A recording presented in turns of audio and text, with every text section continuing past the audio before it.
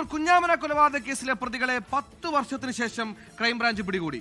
പ്രതികളായ പർവീൻ ബാനു, സക്കീന ഫാത്തിമ എന്നിവരാണ് കണ്ണൂർ ക്രൈംബ്രാഞ്ചിന്റെ പിടിയിലായത്. 60 വയസ്സുള്ള കുഞ്ഞാമിൻ എന്ന സ്ത്രീയെ ക്രൂരമായി കൊലപ്പെടുത്തി 2 പവൻ മാലയാണ് കവർന്നത്. കഴിഞ്ഞ 10 വർഷമായി വിവിധ സംസ്ഥാനങ്ങളിൽ ഈ പ്രതികൾ ഒളിവിൽ കഴിഞ്ഞു വരികയാണ്. ഏറ്റവും ഒടുക്കം മധ്യപ്രദേശിൽ വ്യാജ മേൽവിലാസത്തിൽ സസുഖമായി ജീവിച്ചിരിക്കുന്നവരെയാണ് പ്രതികൾ പിടിയിലായത്. 2016 ഏപ്രിൽ 30-നാണ് ഇരിക്കൂരിനെ നടുക്കിയ ക്രൂര കൊലപാതകം നടന്നത്. ഡൽഹി സ്വദേശികളായ പർവീൻ ബാനു, മകൾ സക്കീന ഫാത്തിമ. ഇരുവരും കണ്ണൂരിലെ ഇരിക്കൂരിൽ സിദ്ദിഖ് നഗറിൽ ഒരു വാടക ക്വാർട്ടേഴ്സിൽ വ്യാജ പേരിലാണ് താമസം തുടങ്ങിയത്. വസ്ത്രവ്യാപാരികളെന്നാണ് ഇവർ അയൽക്കാരോടൊക്കെ പറഞ്ഞത്. വൈകാതെ തന്നെ അയൽവാസിയായ കുഞ്ഞാമിനെയോട് ഇവർ സൗഹൃദത്തിലായി. കൊലപാതക ദിവസം രാവിലെ വാടക ക്വാർട്ടേഴ്സിൽ കുഞ്ഞാമിനെ ഇവർ വിളിച്ചു വരുത്തുകയായിരുന്നു.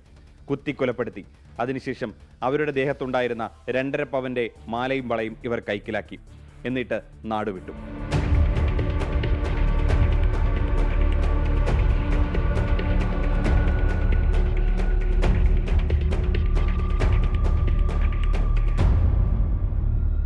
കൊലപാതക ശേഷം മുങ്ങിയ ഇവർ പിടിക്കപ്പെടാതിരിക്കാൻ സ്വീകരിച്ച മാർഗങ്ങൾ പോലീസിനെ പോലും അമ്പരപ്പിക്കുന്നതായിരുന്നു. 2016-ൽ ആന്ധ്രാപ്രദേശിൽ സമാനമായ ഒരു കൊലപാതക കേസിൽ ജയിൽ ശിക്ഷ അനുഭവിക്കവെയാണ് ഇവർ ജാമ്യത്തിൽ പുറത്തിറങ്ങുന്നത്. നേരെ എത്തിയത് കേരളത്തിൽ. വ്യാജ പേരും വ്യാജ സിം കാർഡുമൊക്കെ സംഘടിപ്പിച്ച് ഇവർ താമസം തുടങ്ങുകയായിരുന്നു. കുഞ്ഞാമിനിയുടെ കൊലപാതകത്തിന് മുമ്പ് തന്നെ ഇവരുടെ മൊബൈൽ ഫോണുകൾ വിറ്റു.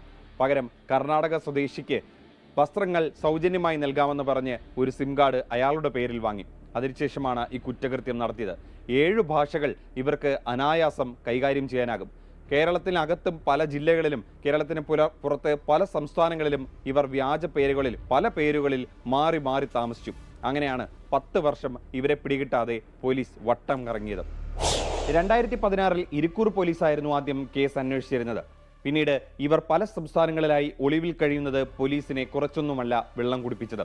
ഇവരുടെ അന്തർ സംസ്ഥാന ബന്ധം കൂടി കണക്കിലെടുത്താണ് 2024-ൽ കേസ് സംസ്ഥാന ക്രൈംബ്രാഞ്ചിന് വിടുന്നത്. പിന്നീട് ശാസ്ത്രീയമായി ക്രൈംബ്രാഞ്ച് നടത്തിയ അന്വേഷണത്തിനൊടുവിലാണ് മധ്യപ്രദേശ് പോലീസിന്റെ സഹായത്തോടെ ഉജ്ജയിനിയിൽ നിന്ന് ഇവരെ പിടികൂടിയത്. കണ്ണൂരിലെത്തിച്ച പ്രതികളെ കോടതിയിൽ ഹാജരാക്കി റിമാൻഡ് ചെയ്തു. ലോകത്തെവിടെയായാലും ഏത് സമയത്തും 24 വാർത്തകളും ഓഗ്മെന്റഡ് റിയാലിറ്റി പാക്കേജുകളും എക്സ്പ്ലെയിനറുകളും വിശദമായി കാണാൻ ഞങ്ങളുടെ യൂട്യൂബ് ചാനൽ നിങ്ങൾക്ക് സബ്സ്ക്രൈബ് ചെയ്യാം.